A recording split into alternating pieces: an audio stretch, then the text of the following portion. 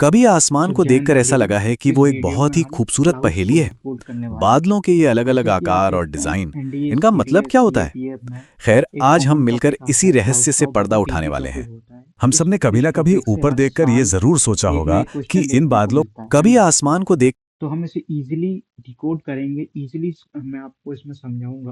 Basically मैंने video बनाई हुई है, तो आप इसको देखेंगे और इसमें हम पीवाईक्यू भी करेंगे। ओके, तो लेट स्टार्ट। कर ऐसा लगा है कि वो एक बहुत ही खूबसूरत पहेली है। बादलों के ये अलग-अलग आकार और डिजाइन, इनका मतलब क्या होता है? खैर, आज हम मिलकर इसी रहस्य से पर्दा उठाने वाले हैं।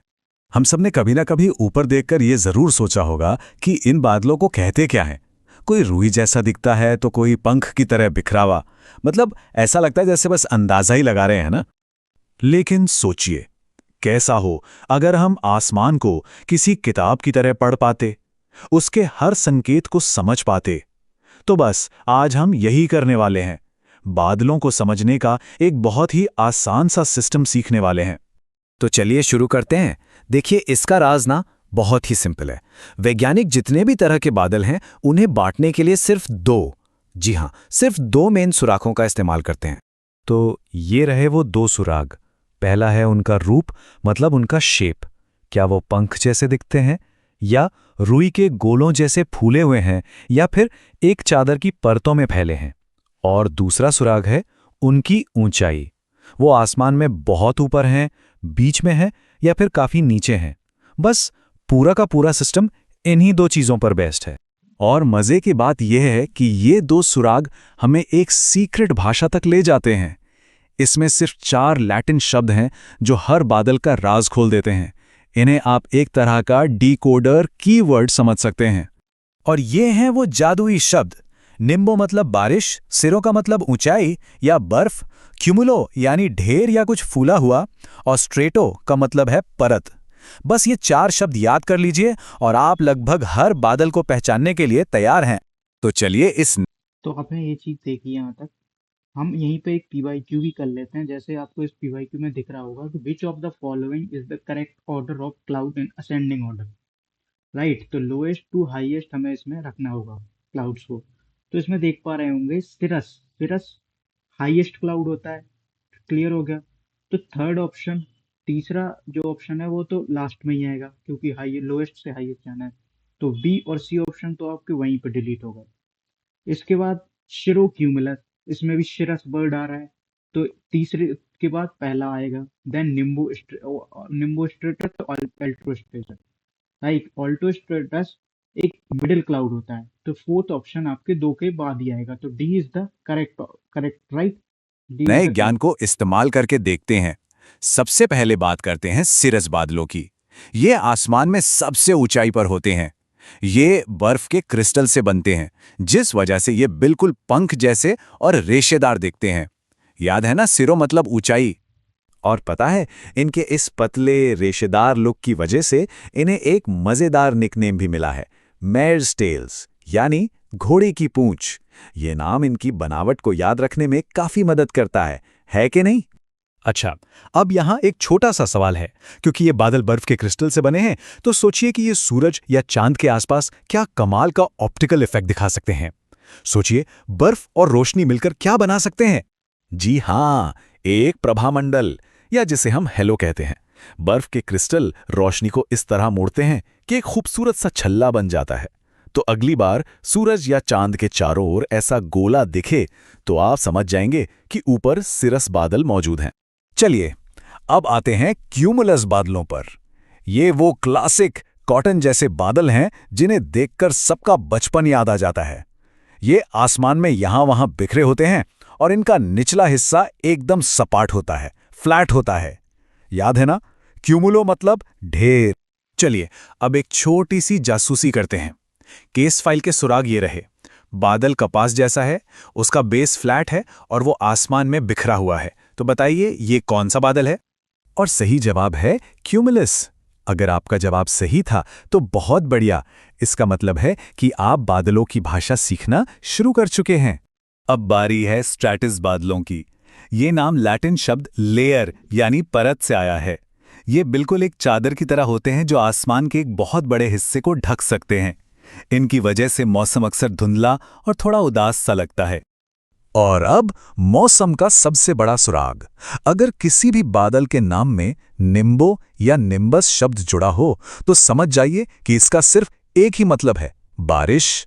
मतलब पानी बरसने वाला है, चाहे वो बारिश हो या बर्फ।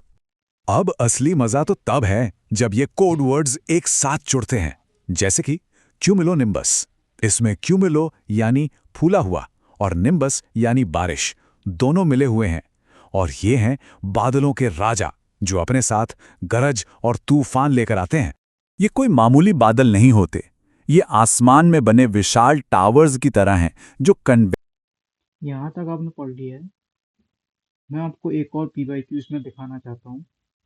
राइट, जैसे कि आप ये देख रहे होंगे कि consider the following characteristic of a cloud type. इनमें से कौन सा क्लाउड आपको ये चीजें आपको देख के बताना। जैसे पहला ऑप्शन है they are worn through convection. Convection current के थ्रू ये क्लाउड बनते हैं। राइट। दूसरा देखिए only cloud type that can produce hail thunder and lightning. आपने वीडियो में देखा होगा हेल थंडर एंड लाइटनिंग कौन सा मेजर क्लाउड करता है। वो होता है क्यूमुलोनिम्बस। निम्बस जिसमें रेन भरी होती है, और क्यूमुलो निम्बस यानी कि जिसमें लाइट हेल थंडर होता है, and they are large cauliflower shaped tower बनता है जिसका। तो वो कौन सा क्लाउड होता है हमारा, क्यूमुलो निम्बस क्लाउड होता है। राइट। डायरेक्शन से बनते हैं। इनकी एक खास पहचान है, इनकी चोटी निहाई यानी एनविल जैसी चपटी होती है और इनका आकार फूलगोभी जैसा दिखता है। इन्हें देखकर ही इनकी ताकत का अंदाजा लग जाता है। क्यूमुलोनिम्बस को जो चीज सबसे खास बनाती है वो ये है कि ये अकेला ऐसा बादल है जो ओले, गरज और बिजली ये तीनों पैदा कर सकता है। बाकी बादल शायद सिर्फ बारिश करें, लेकिन ये तिकड़ी सिर्फ इसी के बस की बात है। तो अब इन सबको एक साथ रखकर देखते हैं। ये शानदार चार्ट देखिए। ये दिखाता है कि ये सारे बादल ऊंचाई के हिसाब से कैसे जमे हुए हैं। सबसे नीचे बारिश वाले निम्बोस्ट्रेटस से लेकर सबसे ऊपर मौजूद सिरस तक। ये एक तरह से आसमान का पूरा नक्शा है। तो नतीजा ये है कि आसमान जो हमें इतना बिखरा हुआ और रैंडम लगता है, वो असल में उतना भी रैंडम नहीं है। इसका अपना एक सिस्टम है, इसकी अपनी एक भाषा है। बस वो 4 शब्दों वाला कोड याद रखना है, निम्बो, सीरो, क्यूमुलो और स्ट्रैटो। और यकीन मानिए, इसके बाद आसमान को देखने का आपका नजरिया हमेशा के लिए बदल जाएगा।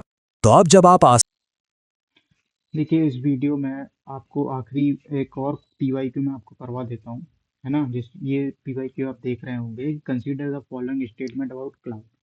क्लाउड के बारे में कौन सा स्टेटमेंट करेक्ट है। तो आपने पूरी वीडियो देख ली है, अब आप इस क्वेश्चन को करिएगा। जैसे पहला ऑप्शन है two major form of cloud are stratiform and cumuliform. Right, होता ही है। एक स्ट्रेटिक स्टेटस होता है, एक क्यूमुलस होता है, तो दोनों ही पहला ऑप्शन करेक्ट है।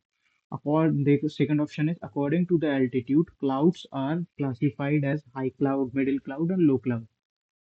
ये भी करेक्ट है। हाई क्लाउड सिरस क्लाउड होते हैं, मिडिल क्लाउड स्टेटस क्लाउड होते हैं, और लोअर क्लाउड निम्बस क्लाउड होते हैं। राइट, ये भी आपने देखा होगा वीडियो में। Third option is stratus, nimbostratus and stratocumulus are type of high cloud. ये आपको क्लियरली दिख रहा होगा, ये ऑप्शन बिल्कुल ही गलत है, क्योंकि स्ट्रेटोक्यूमुलस, निम्बो स्ट्रेटस ये सब लोअर क्लाउड में आते हैं। राइट, हाई क्लाउड में नहीं आते। तो तीसरा ऑप्शन गलत हो गया। तीसरा ऑप्शन गलत होते ही आपका चौथा डी ऑप्शन तो गलत ही हो गया। फोर्थ ऑप्शन देखते हैं, cloud having nimbo attached to their name produce precipitation, यानी कि रेन। प्रेसिपिटेशन, बस बर्ड को घुमा दिया है, रेन की जगह प्रेसिपिटेशन कर दिया है। तो चौथा ऑप्शन सही है। तो कौन सा ऑप्शन हुआ, बी, 1, 2 एंड 4। ऐसी ही वीडियो देखने के लिए ऑफिशियल मंत्रा यूट्यूब चैनल को प्लीज सब्सक्राइब कर लीजिएगा। राइट, ताकि मैं आपके लिए ऐसी ही वीडियो बनाता रहूँ। धन्यवाद।